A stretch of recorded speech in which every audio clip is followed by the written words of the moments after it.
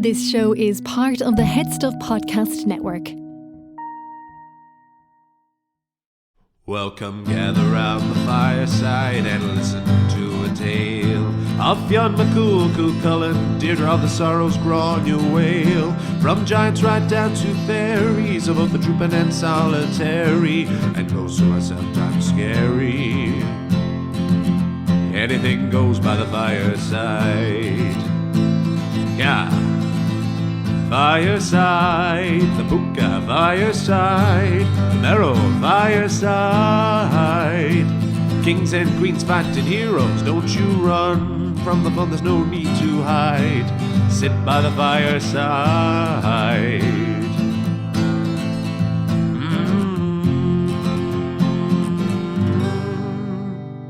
Fireside.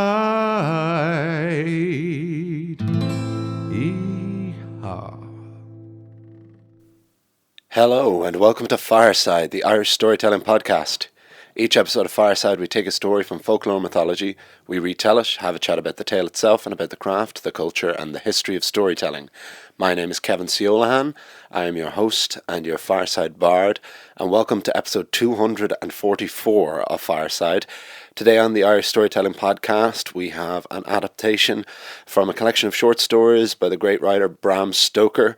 His collection Under the Sunset, This is the Tale of the Castle of the King.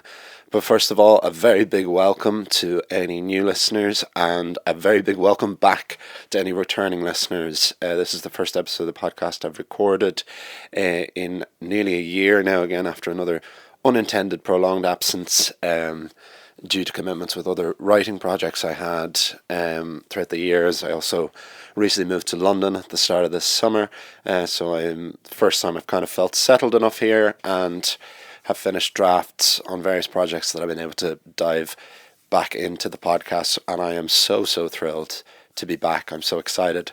Folks who are listening won't notice anything different, ideally, but I am trying something new in that I've started videoing these podcasts. I thought to give the podcast a new fresh feeling, like to get me back into it, and just an experiment, just so I'd have more footage to upload week to week on Instagram, and just to hopefully either grow the podcast or just to see even how being on camera while recording might affect the storytelling itself, affect how I read and how I perform. So I'm just interested to see. So of course that won't make a difference to anyone who's listening, but if it goes well, it might be something that I might end up uploading entire episodes for. I'll do just the housekeeping first. If you do enjoy the podcast, you can follow me over on Instagram at FiresideBard. You can email me at thefiresidebard@gmail.com. You can support the podcast directly by joining Headstuff Plus at headstuffpodcast.com, where for as little as €5 a month, although you can pay more if you want. You can gain access to bonus material for all of the Headstuff podcasts, and there are more of them continuing to grow. It's great to see the network go from strength to strength. And the final way, and my personal favourite way you can support the podcast, is you can buy my book, Garden Sea, which is available in paperback form from the Headstuff website or instantly via Amazon. I'm now looking into the camera and realising that I should probably have a copy of the book to show off, but that, again, this is a new thing, so we're going to learn all those things. But the story for this week, because I don't want to beat around the bush with explanations for the absence, especially for those who've listened, and maybe more newer listeners who are listening to, you might have listened to an episode that was recorded, 10 months ago, and then be listening to this the next day. But the story we're doing is, I'm picking up right where I left off before, where I was adapting all 8, I think it was, stories from Stoker's collection Under the Sunset, which is a collection of his original folk tales, which I dove into from reading an incredible book called Something in the Blood, which is a biography of Bram Stoker. And I was interested to see someone who was raised in Ireland in the 19th century and then went on to work extensively in theatre and then eventually in prose and fiction, culminating in his seminal work Dracula, to see how his folklore inspirations and then his creation of his own new folklore may have found inspirations throughout his life, and also what would later help him create his masterpiece in Dracula. And the story for today is called The Castle of the King. Now, in previous stories from Under the Sunset, this king and this castle of the king has been mentioned, and this is the first thing that really dives into what that means and who that person is. I'd be interested to see, when I first started adapting this story, there was one very, very famous tale from mythology, not from Irish, but from a very famous culture's mythology, arguably the most famous, that came to mind, and I'll be interested if you spot that as well. But then the story ended up taking a very different turn, and its resolution kind of justified its existence as not just this Anglo-Irish version of this myth, but of its own thing entirely. So, of course, we will chat more after the podcast, or after the story, but this is The Return of Fireside with The Castle of the King.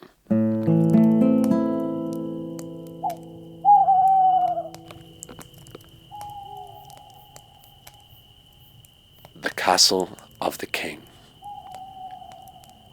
Once, in the land under the sunset, there was a poet whose beloved was unwell.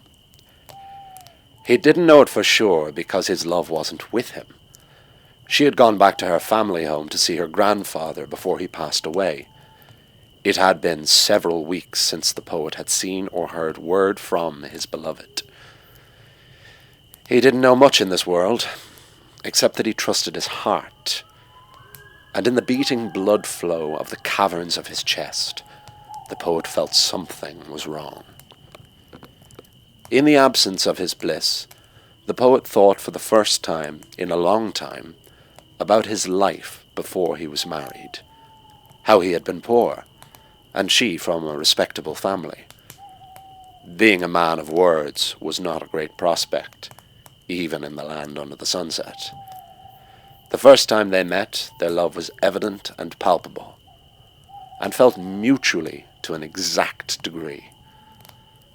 But the poet knew that they would never be together until he had made something of himself. And the poet did not have that delusional self-belief that those who want to be great often do. He believed in his gift, in his talent, in his words, his work, and ultimately in his drive and passion. And yes, he wanted to be ranked among the greats, and to be remembered after he died, to achieve immortality. But what drove him on through the many years of poverty and rejection was his love. His love, whom he did not see or have contact with throughout his struggle. To engage with the one he could not be with yet, or to see her marry another, would have distracted and crippled his focus. And so, the poet did not even say aloud to himself his true feelings. And the thing about it was, it happened. The poet's work became recognized, first among the bars and taverns, and eventually at the courts of lords and kings. He regularly made appearances at banquets and festivals, and saw his name in print numerous times. He achieved fame, and success followed. He built a house, and once he felt it was perfect, he returned to his hometown to finally seek his beloved one. To the poet's great relief, she had not married either. To his beloved, the poet was the only one for her, and she had resisted every other prospect and proposal, much to the frustration and dismay of her family. But both their dreams came true when the poet was able to go up to his beloved's parents and say, "I've done it. I am worthy." The pair were married and lived in bliss. All the potentially wasted years melted away, and it had all been worth it. Until, of course, the beloved one went away. Only now did the poet think of all the years they could have spent together, if he had not been off on the road. But no, he thought, it had to happen that way. The poet was sitting in his garden surrounded by marble statues when the word came. Those who bore the news tried to deliver it tenderly. Your beloved, she has walked through the valley of darkness. I don't understand, said the poet. She has heard the music of the spheres. The poet remained in disbelief. She dwells in the castle of the king. As a man who used flowery language for a living, the poet became frustrated. What king? What has happened? Tell me straight. The king of death. It all hit the poet in a sudden burst.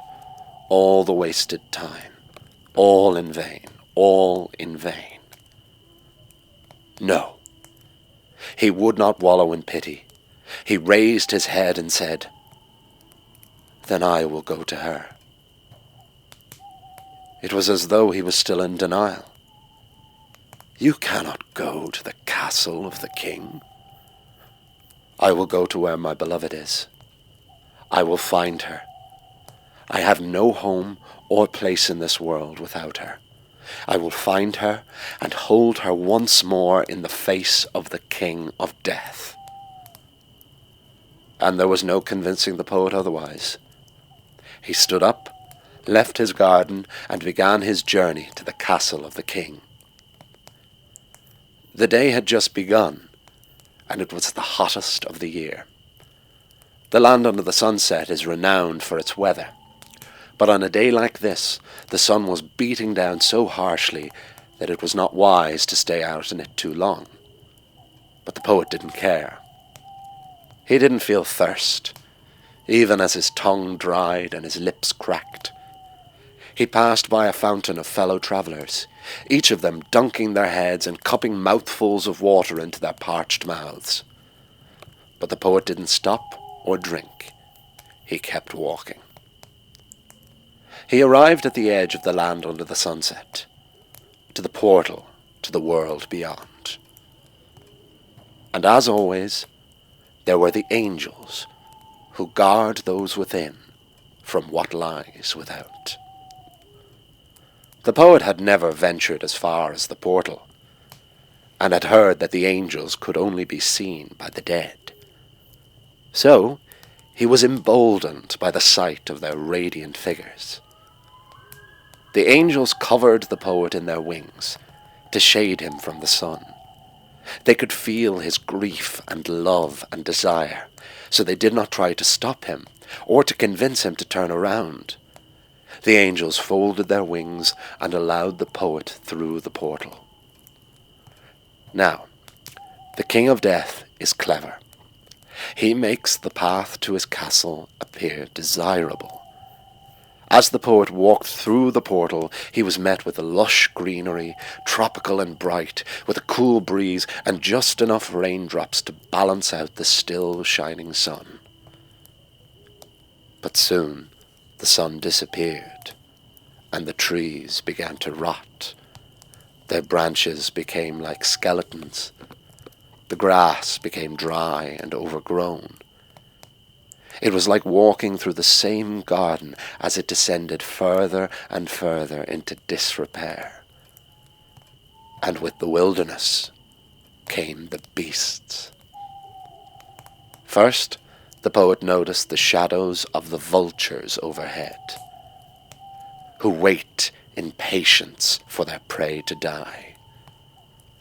Then the forest turned rocky and barren, and the poet heard the rustle and hiss of the serpents, the pythons with their long, monstrous coils, the boas who squeeze and crush the life from within their grasp, and the hooded snakes, the deadly vipers, those who blend with the rocks and trees and leaves, those who lie in wait to deliver swift, lethal, and incurable venom. But the poet felt no fear, and he kept walking. The serpents could tell that he did not fear them, and that he belonged to the king of death. And so they did not attack, but merely followed the poet, just in case he should fall. So too did the jackals, the wolves, and the lions, who stalked and let their presence known, but never pounced. The ground itself soon began to turn on the poet, as thorns sprouted to pierce through his feet, and vines clutched to drag him down. The bloody cuts became numerous, driving all the predators wild. It was when the poet reached the valley between the mountains of fear and despair, he had his first truly dreadful thought.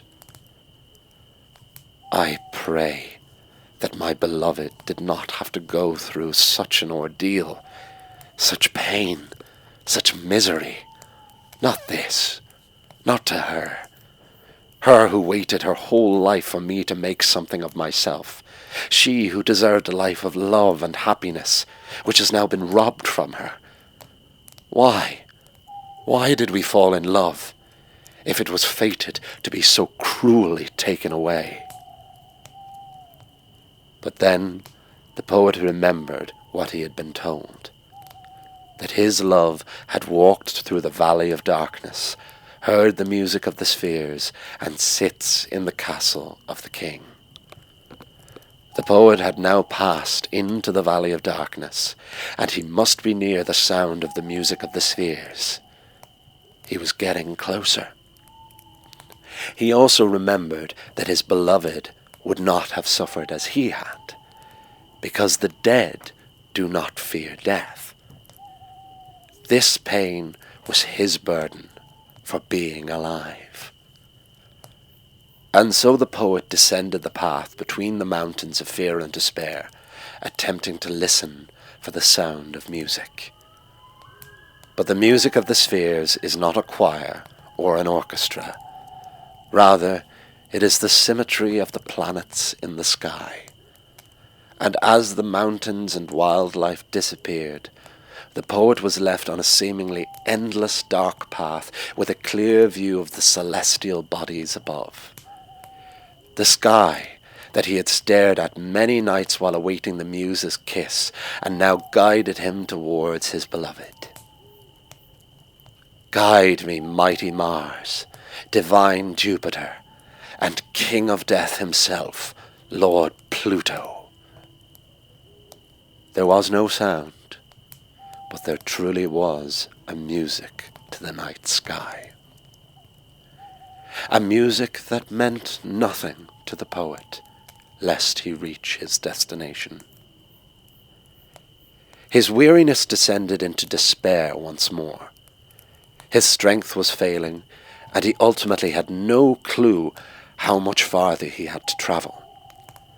He called up to the night sky, and a cloud began to form over the spheres and thundered the word, onward. That was the final push that the poet needed. He collapsed from exhaustion, but got back up again. There was nothing left to trip him over, just a vast expanse before a dark horizon. Every time he fell, he hoped he would arise and see the castle in the distance. Something, just something to keep him going a little bit longer. But no castle appeared, and the cloud that had formed overhead descended into a thick fog, obscuring the poet's view each time he rose. Eventually, the poet fell for a final time, and he knew he would not be able to get back up again. He lay on the ground, broken and defeated. But he did not despair. The poet felt a great sense of relief. He knew he was about to die, which meant he would finally join his beloved in the castle of the king. And once they were reunited, they would never be parted again. He smiled, and tears came to his eyes. He accepted his fate as the fog enveloped him. But then the fog seemed to take another shape. The poet noticed different shades forming what looked like walls with windows, great towers and turrets, all being constructed before his very eyes. The poet managed to raise his head to see the formation of a great moat and drawbridge. The portal opened, and the poet could see her, his beloved, standing there and waiting for him in the castle of the king. And the poet summoned the last ounce of his strength to stand up. It was a man's right to die standing. The poet stared ahead, locking eyes with his beloved. His beloved, whom he soon would hold in the face of the king of death. And behind his love was a burgeoning light, growing brighter and brighter, and the poet faced it without fear. The light burst through the fog, and the castle evaporated from view. And back in the land under the sunset, the poet lay on the grass in his garden, as cold as the marble stones around him. The end.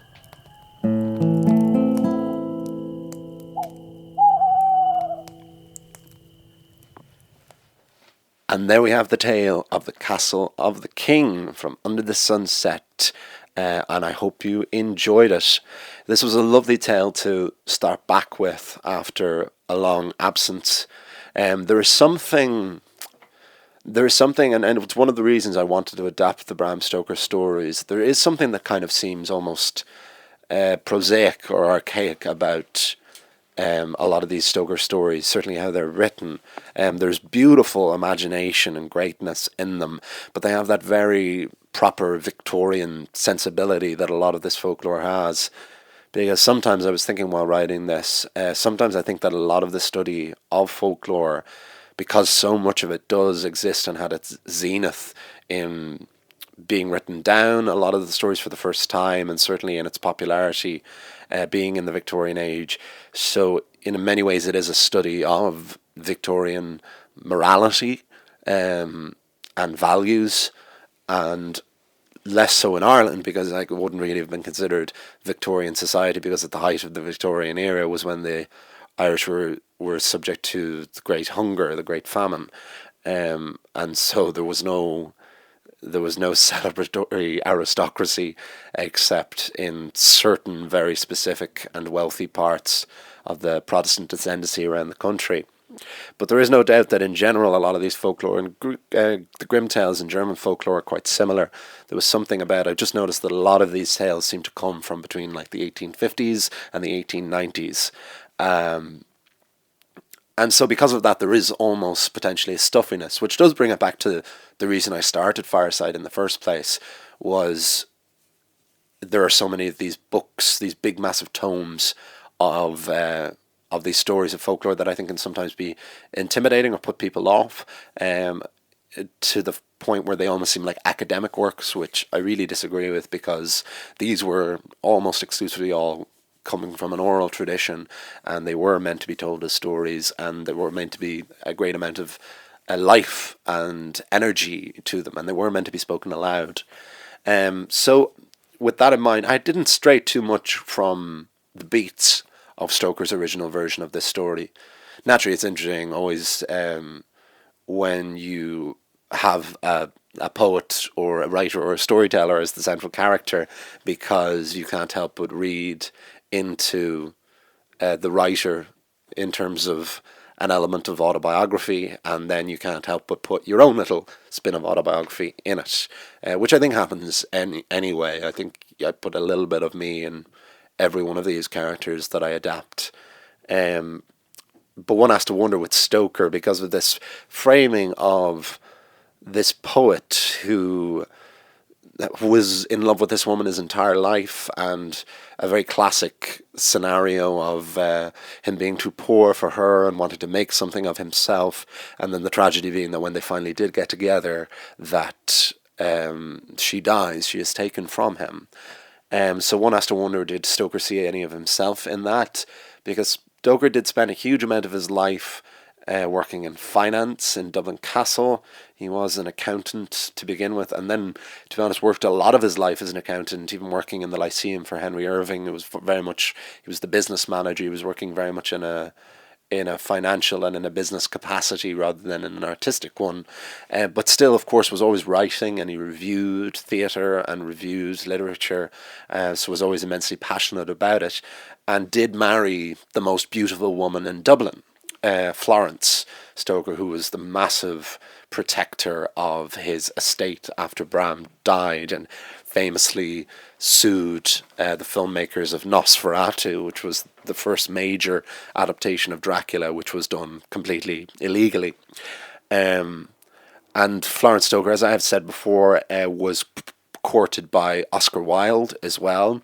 And there has been some speculation about Bram Stoker's sexuality as well, that there was this theory, it was thought that they had a largely not physical relationship, and that the idea of her being considered the most beautiful woman in Dublin society for both Bram Stoker and Oscar Wilde was a way to both just avoid suspicion of any question of their sexuality.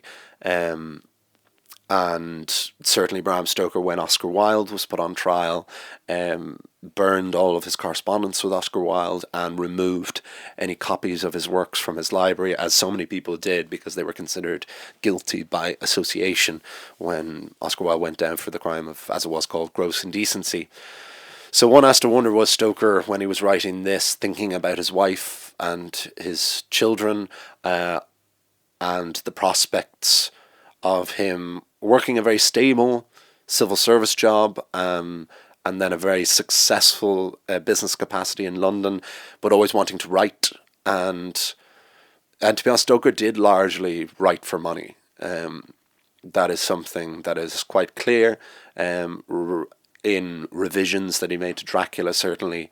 That there are versions of it that could have been considered more artistic, quote unquote, but he very much was trying to write something that was going to be a hit, which shouldn't denigrate it in any way, but it seems like it was less the artist trying to cry out rather than this was a thing that he really enjoyed doing and saw being a source of money. So perhaps this was him exercising that alternate life he would have had if he had had to be this struggling artist his entire time, and this fear of this potential path making him lose the woman he loves or the family life that he could have had and that he did have.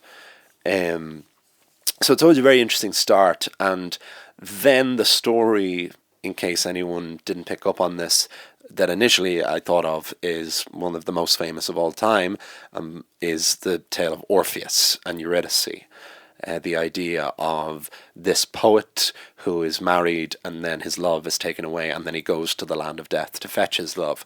So I was expecting this to be completely an Orpheus retelling, and for the poet to meet the king of death and to try and win his love back. But of course that's not the way it goes. It goes a much more somber route, which is that he follows his love to death. And one has to wonder, did the poet die immediately once he was told that his love was dead, and that everything else that happened afterwards was his journey, or whether he was truly alive when he walked through? Because it does say, we just had our first technical difficulty of the new videoing, in that I didn't plug in the camera, so I ran out of battery. Better that than memory. But as I was saying, that only potentially the dead can see these angels, so it is more likely that the poet did die. Which is an interesting comparison to Orpheus as well, because I've been doing a bit of research into Orpheus again since this story. And there was some scholars at the time and some contemporary academics who don't view the Orpheus myth in as much of a romantic sense as most people do, in all of the myriad of adaptations of it in every conceivable medium of art. There was a contemporary feeling that potentially that Orpheus was a coward because he tried to cheat the gods by taking his love back, and that if he truly loved her, he would have either killed himself or just waited until he died himself to reunite, rather than being cowardly and selfish and trying to go against the laws of nature by bringing someone who's dead back to life. Which is interesting, because those same scholars then presumably would have admired this tale of the Castle of the King, because that's exactly what this poet does, is he follows his love into death, and the natural order remains. And then everything else, because it's a very simple journey in this tale, but then it is all of these. What I love about The Land Under the Sunset is it is just this vivid landscape of Stoker created almost this Discworld, Terry Pratchett kind of thing that could be anything, and it seems to be this incredibly tropical, beautiful landscape, beautiful, perfect weather, but also beyond the protection of these angels in this portal, there are these unspeakable horrors, and I love that transition from the lush greenery into the desert and the desolation, and then all the snakes and the lions and all the wild beasts and everything. But the phrase that stuck out for me the most of all was this idea of the music of the spheres. That was a phrase I'd never heard before, and I was looking forward to when it came up. And then it was never really explained in the stories. So then I did a bit of research. I tried to look up that phrase, and then I discovered this geometrical, this astronomical connection with it, if that is the word. In that it was this phrase for the symmetry of the night sky and the symmetry of the way of the planet's orbit, which I just thought was absolutely incredible and so magical and so imaginative. So I tried to incorporate that and explain that a little bit more. The only thing we do not see himself is the titular character, is the King of Death, which of course is, I guess, largely the point. And the final thing I spoke about, of Stoker's connection and possibly seeing his own journey in this. It is interesting that it brings to light this concept of, even in this fantastical world, that that poetry or being an artist is not considered this serious profession and not likely to let you earn a living or be worthy. And I think that's something that everyone involved in the arts, I think people in most lines of work do actually feel that sense of worthiness and needing to be in a certain place and have earned a certain amount of money and all, and that kind of, the potency to that really hasn't gone anywhere. And those are often my favorite things, when you do get these, as I said, almost these Victorian morals and sensibilities, some of which have evolved, some of which have dated terribly, some of which we've grown from, some of which we've got worse than, and then you have the occasional thing that is the exact same, that still has the same kind of resonance. And those are the real reasons that make me want to keep doing this. And I should also point out, because this story, because we have one story left from Stoker. I'm going to try and upload a few episodes for the first couple of weeks to get us back again, especially as a reward for the patience for all of those people who've messaged me about if Fireside was over when it was coming back. Your support was very much appreciated, and I definitely am back now. I've written 7 episodes, which will all be coming out in the next couple of weeks. Because I want to get to 250 as soon as I can, because I've been trying to get to 250 for a while now, after a couple of big absences over the last few years.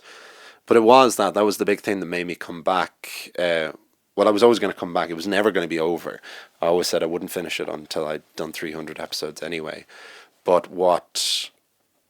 of course, when you have an absence, it gets harder and harder to get back into your rhythm, especially when I do all of this, the recording and the editing and the writing and everything, and it can be hard to get a jumping off point again. So I'm super grateful to have jumped right back in where we began. Because once I finish this, we have one more story, as I said, of Stoker next week, which is The Wondrous Child, and then we'll have covered all the stories from Under the Sunset. And then we're moving on to a great new book that I found in my first couple of weeks living in London, which is a credible bookshop called the It's a book barge, so it's a narrow boat on Regent's Canal by King's Cross, called Word on the Water. Look them up, and anyone who lives in London, please do go to it. It's incredible little. You just step onto the boat and you just go down, and it is just one of the most incredible bookshops I've ever been in. I love bookshops at the best of times, even the biggest chains. I just love being in them. I love the atmosphere and the feeling in there and the smell of them. But when you find a really cool independent bookshop like that, I really fall in love. And in there I found this great new collection called Celtic Weird, which I'll talk about much more detail as I'm adapting stories from it, because it has stories from all over the British Isles and all of the various different insular Celtic societies and cultures. So I've done a huge amount of Irish stuff, and then I've touched on like Welsh mythology and occasionally stories from Scotland, but I haven't touched at all on Manx folklore or Breton folklore or Cornish folklore, and even some like Welsh folklore itself. I've done Welsh mythology but never Welsh tales, and there's still so many Scottish and Irish folk tales as well. So I really want to touch because this is a Celtic storytelling podcast, and I'm very interested in insular Celtic cultures because they have so many overlaps and they have so many roots that they share together, and some that came independent of each other and some that grew alongside and were inspired by each other. So there's some very exciting new stories coming up on the horizon. It's so great to be recording this again, folks. I hope you're still with me, and I look forward to us continuing this journey together. And to any new listeners, you are, of course, very welcome. So I will wrap things up there, and you can follow me on Instagram at Fireside Barge, and buy my book Garden Sea at headstuff.org, and you can support the podcast at Headstuff Plus. Next week we will have a story, the final tale from Under the Sunset, which was the tale of the Wondrous Child. So that's coming in the next couple of days. Until that point, I'll see you all, you'll hear me all. And remember, wherever you are and wherever you go, you can always join me by the fireside. This show is part of the Headstuff Podcast Network, a hub for the creative and the curious. Shows are produced in association with Headstuff and the Podcast Studios Dublin. Find out more or become a member at headstuffpodcasts.com.